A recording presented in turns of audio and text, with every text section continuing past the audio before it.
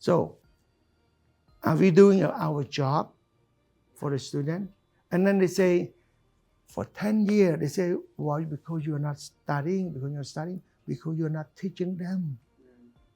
And because they don't have money to go to tutoring. So as long as you're poor, you fail.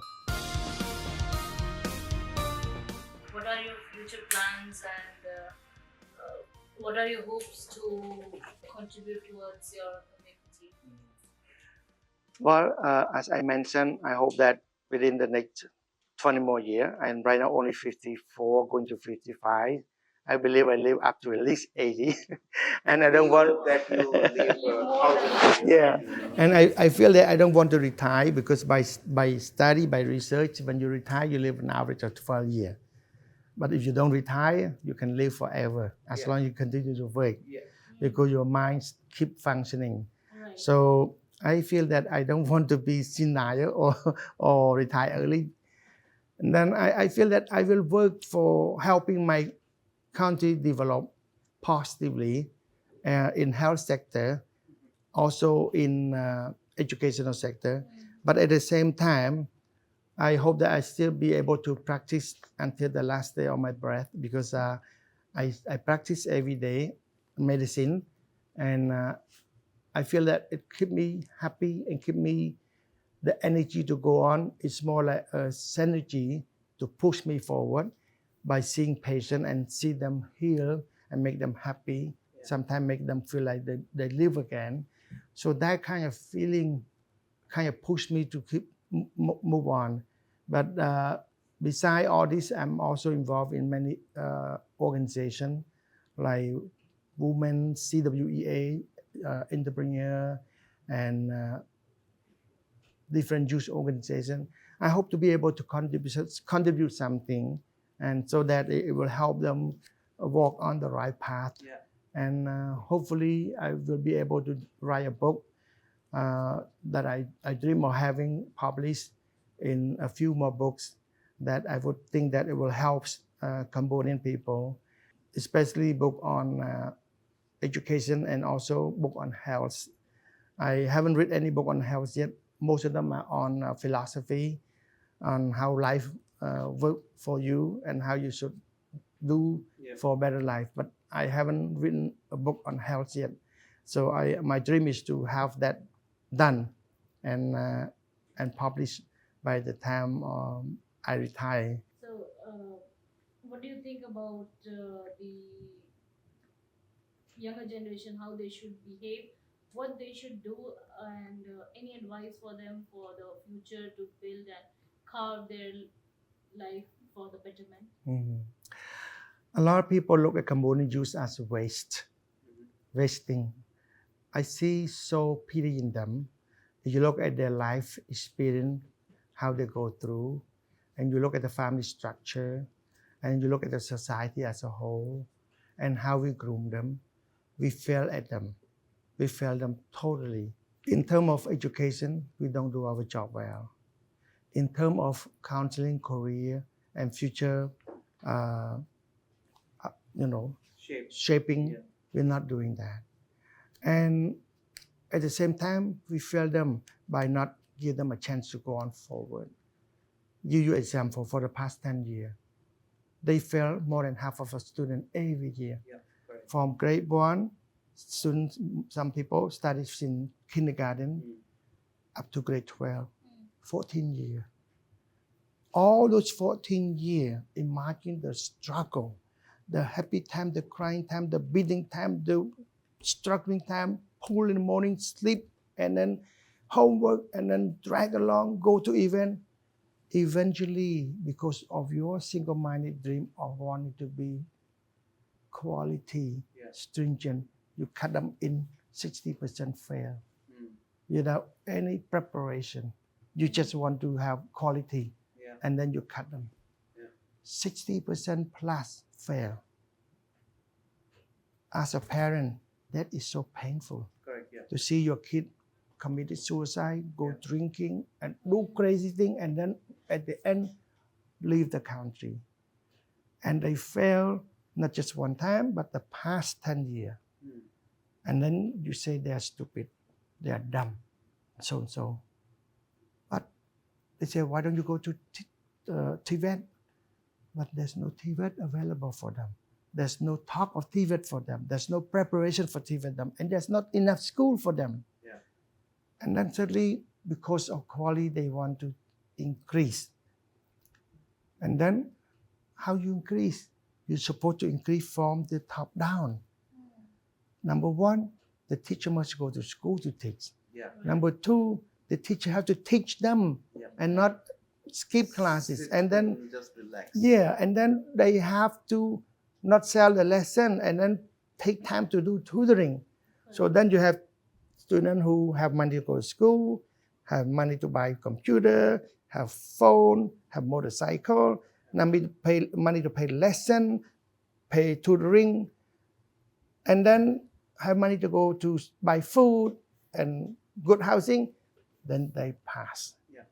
Those who cannot afford to go to school, the school too far away, no gadget, no Wi-Fi, no money to pay lesson, no money for tutoring, they fail. Yeah. So basically, what you're saying that you're rich, you can pass. You're poor, you must fail. Yeah. You know, Cambodian, almost everyone is poor. So you're only passing the rich. So you are destroying the intellectual of our youth without giving them opportunity. So the youth are disarray. They are completely lost. And for the past 10 years, when they see their brother, their sister, their uncle fail, and then go crazy, and the neighborhood call you are stupid, you are ashamed, and you are dummy, and the mommy say, I told you so to study hard. You got blame, you got looked down, and you got trust everywhere, and your friend also call your name. They go commit suicide, they go drink, and then suddenly they lose all the money, mom's parent money, and then suddenly when they get better, or some of them don't get better, and they say, please take your brother to Thailand. Please, mommy, I want to go to Korea. So all the youth are all migrate, become worker, and then they get treated as a second citizen outside with no education. Yeah. So those who want to go now don't have enough TVET school. Before we have one school, for example, and PIC. You study one day. And then the second year, you study 2 sessions, morning and afternoon. Then after that, you study 3 sessions, evening. Now you have 4 sessions, Saturday, Sunday. Yeah. And now you have no other session, you have on waiting list. So, are we doing our job for the student? And then they say, for 10 years, they say, why? Because you're not studying, because you're not teaching them. And because they don't have money to go to tutoring. So as long as you're poor, you fail. So do you fail, you have become the scums of the society. Yeah. So how you are to blame them? And because of all their siblings all fail, they stop going to school. Because at the end, I might fail too. So a lot of them, when they go to 9th grade, they stop studying. So they fool around, hang around, go out, wait until they're 18, they go overseas. This is what the problem is. While they're waiting from 9th grade until they're 18, they use drugs, become gangs, and so on. So you have a population wasted for the past 10 years. So are we doing our job? Are the youth at fault? Then you see youth are into gang cutting, fighting, stealing, and you say they are useless, they are wastage.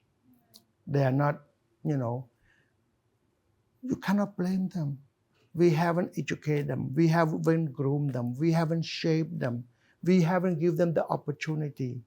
So right now I keep telling them all the time, and this is also part of the bad sentiment toward the education sector also. I keep saying, don't fail our intellectual. Give them a chance. Pass them. But if you want to tighten the quality, then be fair to all. Yeah. Teach and then teach everything as you teach in private tutoring. And be there, do your job, do your work. But it's not. So, of course, they're going to fail.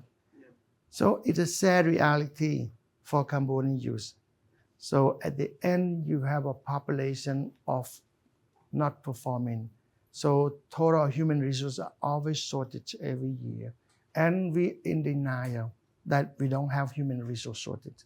But everyone fighting, pulling apart for any specialty.